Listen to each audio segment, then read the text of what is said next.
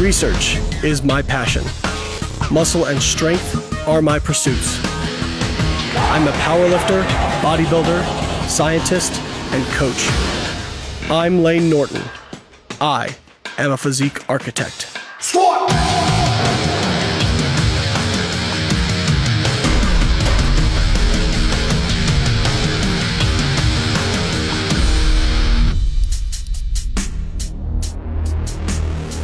I used to be that guy going into the gym with chicken legs. Why? Because I wouldn't squat. I made up every excuse you could think of as to why I shouldn't squat. They're bad for the knees, they're bad for the back, they're hard. Well, I didn't say that out loud, but I certainly thought it. So I used every other exercise I could think of, and my legs were still tiny. One day I had an epiphany.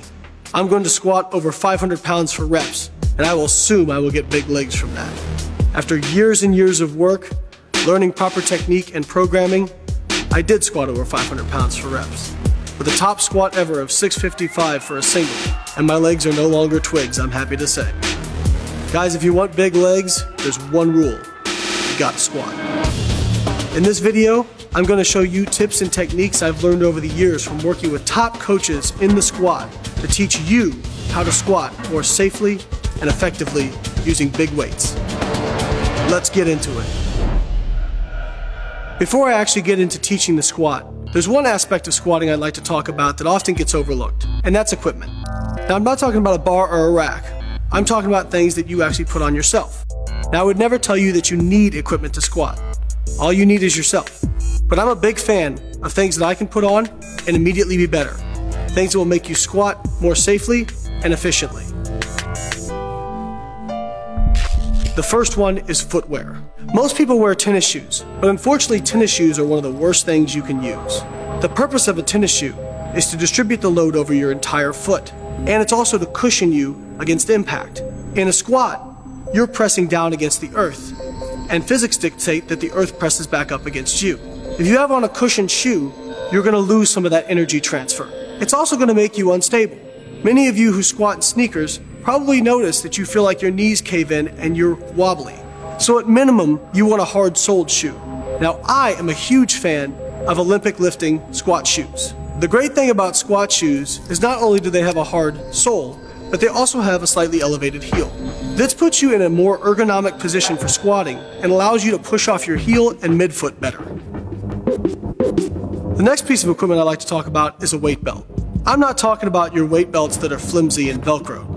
I'm talking about a buckle belt that's made of stiff leather.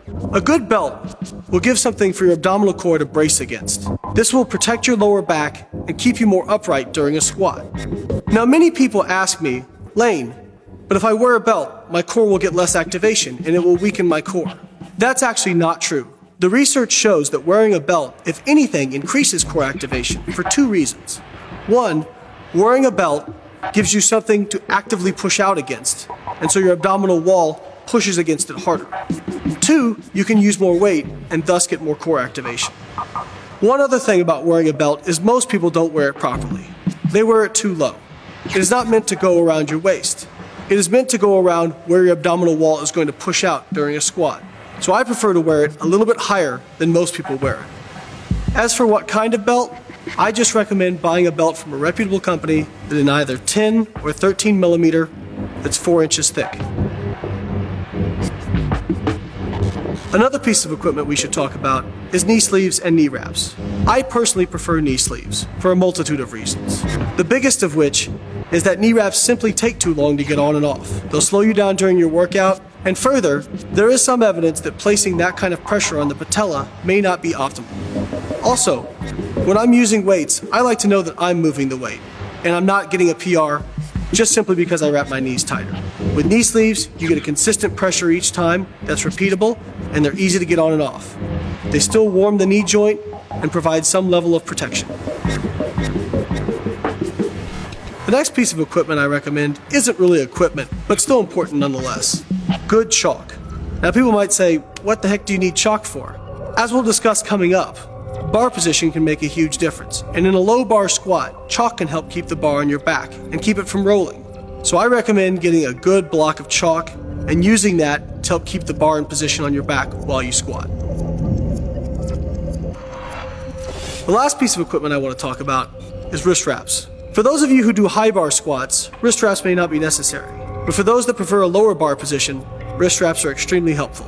Wrist wraps will help keep your wrists straighter and prevent elbow and wrist pain from squatting in a low bar position. One mistake people make with wrist wraps is they usually wrap too low. They wrap below the wrist joint. You want to wrap above and below the wrist joint. This will provide more support for the wrist and keep it in a better position. One of the most overlooked aspects of a squat is the setup. I see so many people get under the bar and just rush right into it. You should have a consistent, pre-planned plan that you repeat every time you go to do a squat. You want to get yourself underneath the bar and in the proper bar position, whether it be low bar or high bar. You want your feet completely under the bar. Remember, your midfoot is your center of gravity. When you're ready to squat, take a large breath in, brace your abdominal wall, and unrack the bar. The easiest way to do this is to squeeze your glutes forward, and this will simply pop the bar right off the rack. I recommend against quadding the bar out of the rack. That is simply where you bend your knees and try to use your quads to take all the weight. Use your biggest and strongest muscle groups, your hips, your lower back, your hamstrings, and your quads to unrack the weight. Most of you out there are probably used to a high bar position. A high bar position is where the bar sits on top of the trapezius muscles. A low bar position is where the bar sits about 2 inches lower on top of your rear delts. So what are the advantages and disadvantages to each? A high bar squat usually makes it easier to stay in a little bit more upright stance for some people. It also is a more comfortable position. A low bar position is a bit more uncomfortable because your shoulders are bunched up. But one advantage to the low bar position is that around 95% of people are going to be more powerful in this position and able to use more weight. Now they will start out with a little bit more forward lean, but when they get to the lower part of the squat, they'll be able to keep more spine neutrality than people who use a high bar position. So why is it easier to keep better spine neutrality with a low bar position? Because the bar is further away from your pivot point, your hips, there is more torque on your lower back when you hit the bottom of a squat. By using a low bar position, this reduces the amount of torque on your lower back. So how do you know which one is better for you? I recommend trying both. But in general, people with shorter legs and longer torsos are going to be more able to use a high bar squat position. Whereas people who have longer legs and a shorter torso are probably better off with a low bar position, as this will reduce the amount of torque on their lower back when they lean forward. So how do you find where to put the bar during a low bar squat? Grab the bar relatively narrow as you comfortably can. Put it on top of your traps where you'd usually keep it. Then simply slide it to the next shelf down. You'll feel the bar catch, and that is your low bar position. Now that you've unracked the bar, you're ready to walk out. I like the 3-step walkout. It's efficient, simple, and repeatable. Once you've unracked the weight, let it settle. Don't immediately start trying to walk backwards. But when you're ready, take a small step with one of your feet backwards. Once that foot is set and settled, then take another small step backwards with your other foot. That second step actually plants your first foot. Then, with your other foot that you took the first step with, take a small step back to line it up with your second step. Once your feet are in position, you can adjust your stance width slightly. Again, I don't recommend a super wide or super narrow stance. I recommend a stance that you would be in if you were going to do a standing jump. The last thing I want to talk about is toe point position. You don't want too exaggerated of a toe point. If you're anywhere near 45 degrees, it's too much. But an easy way to find out where you probably should be, once you're in your squat stance, squeeze your glutes and your feet will rotate naturally. Wherever they wind up, that's probably your optimal position for your toe point. Now you're ready to squat. The first and possibly the most important aspect of squatting is simply breathing. Most people don't take in near enough air. So the first thing you want to do once you're in position is take in a deep breath, as much air as you can get. If you do not breathe deep enough, you cannot brace as hard, and thus makes it more difficult to maintain spine neutrality during a heavy squat. Now many of you have been told, breathe in on the way down on an exercise and breathe out on the way up.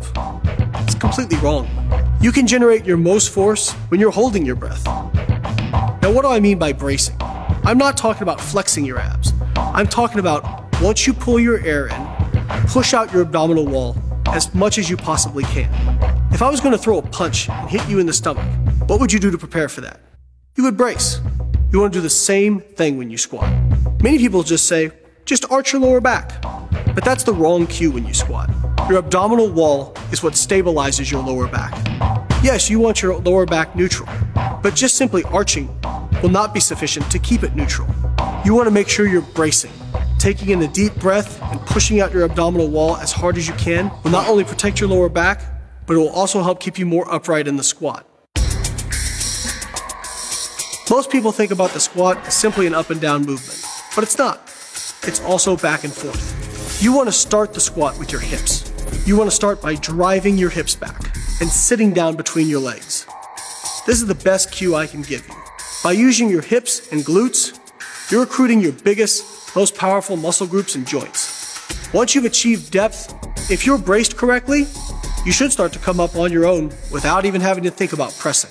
But as you start coming up, don't think about simply just pushing up. Think about also driving your hips forward and squeezing your glutes as you lock out. Even if you're halfway up in a squat, you can lock it out simply by driving your hips forward and not even having to think about drive up anymore. Now that we've talked about what to do to the hips and glutes, what do we do with our knees? As we begin to sit down in between our legs and drive our hips back, we also want to drive our knees out slightly. You want to make sure that you're driving your knees out over where your toes point.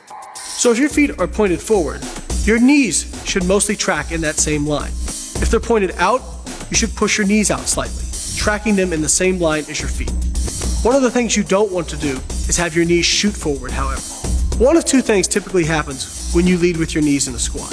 One, because you're pushing your knees out further, your calves tighten and it causes you to have to fold forward in order to achieve depth. This increases the likelihood of spine flexion much more. The second thing that happens is because their calves get tight, people sense this and they stop well short of parallel. In order to maximize gains in strength and hypertrophy, you want to take yourself through a good range of motion.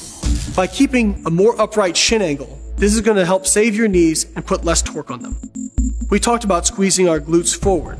One benefit of this is this pulls your glutes into alignment with your spine and also pulls the bar completely into alignment with your body. Now your lower back isn't just supporting the bar, your entire skeletal structure is.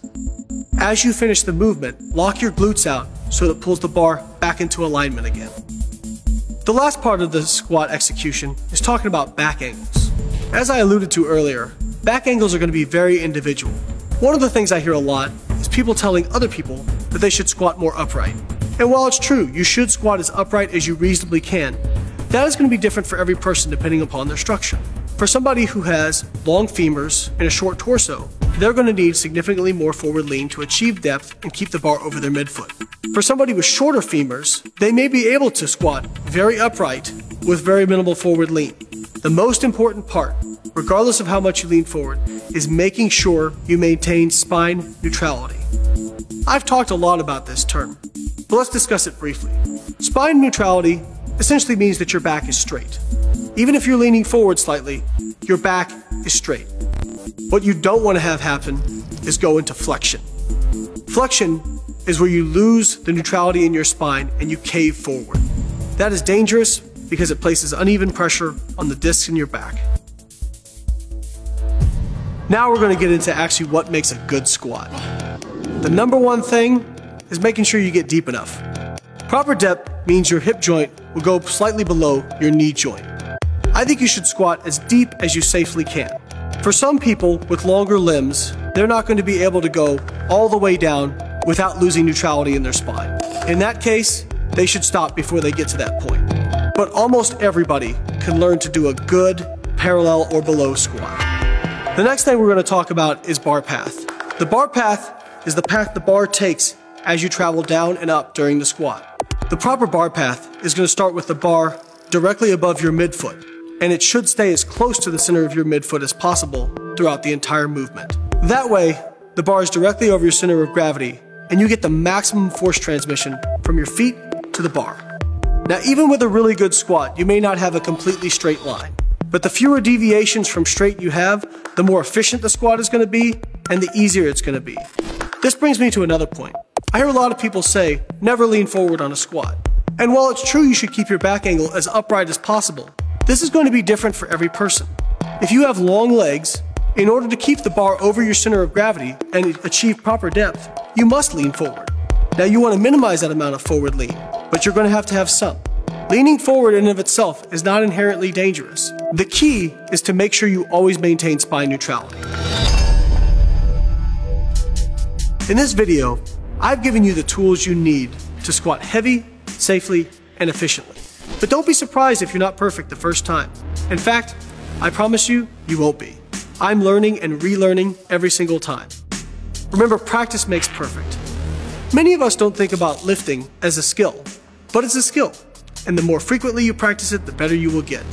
So even if you're not training heavy, it can still be useful to go in, put light weight on the bar, and just do the movement. Don't neglect your warm-up sets. It's not just for you getting warm, it's also practice. The more times you do it, the better it will be ingrained in your motor pattern. Remember, if you treat lightweight like it's heavy, one day you will treat heavyweight like it's light. If you have any questions about this video or anything I've discussed, please feel free to find me on Body Space and on my website. For more great videos and articles like this from me and other experts, make sure to keep coming back to bodybuilding.com.